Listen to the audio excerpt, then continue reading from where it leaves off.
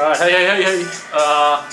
Hello again. I've got a couple of, we've got a couple of AM, by the way, for those of you that don't know him. Yeah, what's but up, most of you do know him, so you're going to appreciate the stories of AM even more.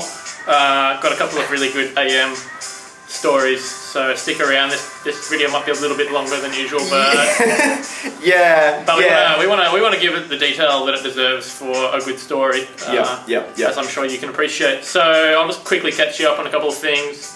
So last time I saw you, I fucking was bummed because I did my knee and I wasn't going on holidays with Savi-D and Alvaro. So I thought it was going to be a shitty weekend, and then AM popped up out of nowhere. Looking like a fucking Peruvian bus driver. We'll get to that in a moment. But so that was a sick weekend, just catching up with him and hearing some of his lolsy travel stories. And so that was that weekend. So that turned out to be awesome. Just another quick notes. I haven't fucking been doing too much, honestly, because my knee's still fucking bummed. I actually need knee surgery, and I'll probably have that next week because it turns out that I tore my ACL tendon and or ligament. And yeah, that's like a pretty crucial fucking ligament in the knee. Yeah, that's why it's called the anterior crucial ligament. Crucial ligament. That's right. Yeah. So I kind of felt a little bit less like a pussy now that I know that it's like something pretty serious. And so I got to have surgery. They've actually got to take like a part from my fucking knee and put it in there to make a new ligament. So that's pretty badass. But I'll probably be in bed for like the next month. So hopefully after the surgery next weekend, if I can get my travel insurance sorted. Other than that, I've just been, I recorded a mixtape the other day. I'm going to put the link in just about there. And what this mix is actually just a tribute to the Catalyst Dusted mixtape. So if you've never heard of that, you should definitely check that out. It's a sick mix, and me and my mate Savi, aka Savi-D, or aka Savi-D, we've just decided that we're going to put out a mixtape every month of a different kind of genre, and we both really dig that mixtape, so we're going to mimic that. It's got heaps of funk and soul and old school hip hop, so if you like that kind of shit, definitely check it out. I'll put his link to his mix there as well, that should be up online in the next couple of days. So anyway, to the proper stories now. I'm going to hand over to AM because, as I said, I haven't been doing too much. I've just been lying around being a shit cunt.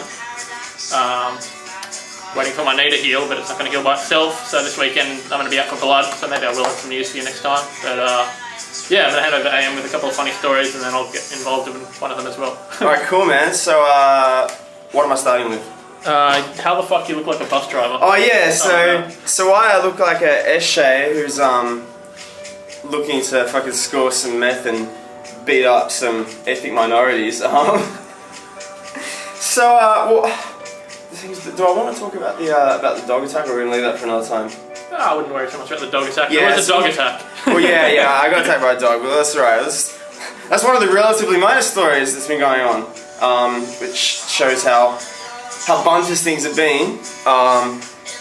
But yeah, so I was catching a bus from the south of Bolivia up to La Paz, the capital in the north, and I got off the bus when it arrived. Oh yeah, let's lose the fucking hat because it's shading my face. Yeah, that sucks. So get off the bus at 5 in the morning. Still dark. I've been on a bus overnight. Really, really cold. It's still like -5. There's like ice on the ground. I've barely slept. Not in a good way to begin with. And then I go to the luggage compartment. I've got my ticket in my hand to get my bag, and my bag isn't there.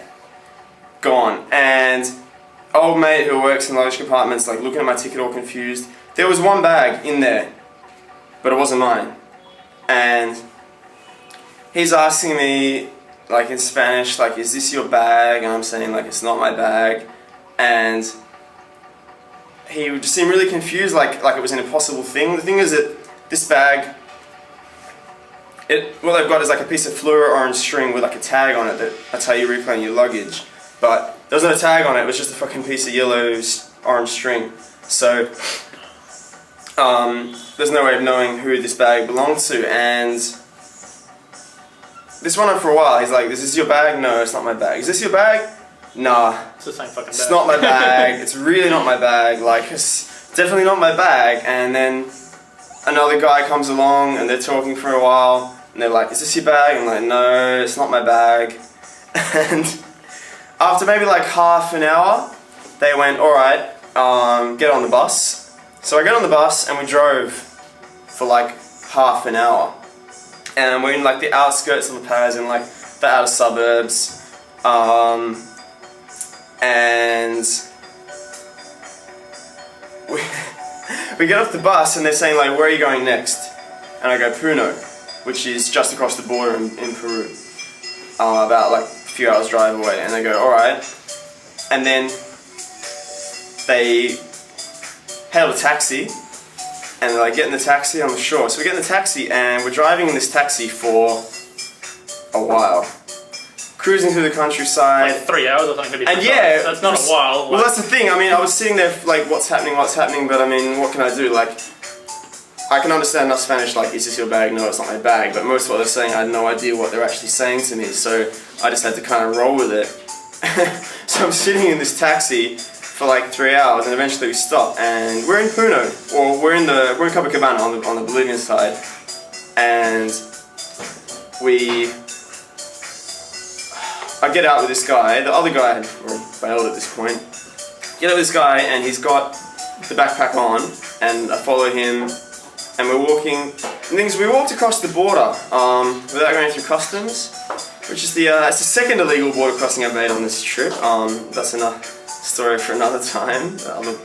So I'm in Peru without a visa.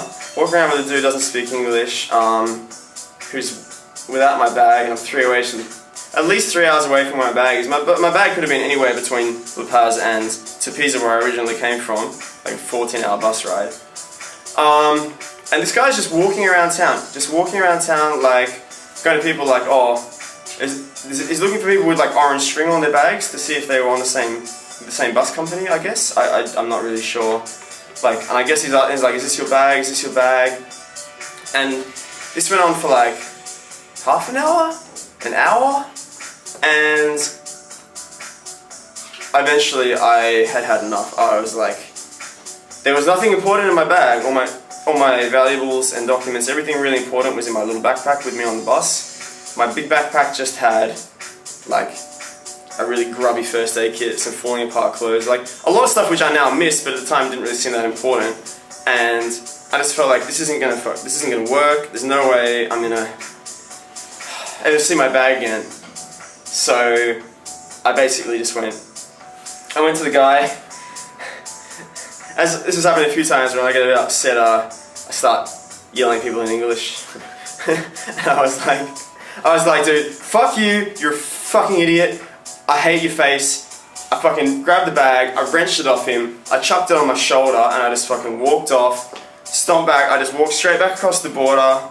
I found like a little alleyway, I ripped it open. Originally I thought the bag belonged to a Norwegian chick because I found like documents for like a young Norwegian lady, like photocopied passports and visas and like a credit card. But all the clothes were really like masculine. And it was very, very confusing. And when I say masculine, I mean, we're talking like 3 pairs of track pants, 3 tracksuit tops, 3 footy shirts, like 3 footy jerseys, a white baseball cap, just basically like a Sydney lad, or yeah, a fucking, I don't know, some cunt from the Baltic region, or a Peruvian bus driver, as I said before. Like, yeah, he just looks like a fucking ad for Adidas, basically. Yeah, I mean, I look like maybe slightly less of a bum here than I would back home because this is slightly more socially acceptable, but I still look like a bum even in Peru. I look like one of the guys who like runs the buses, and trust me, the local buses are like basically a lad business.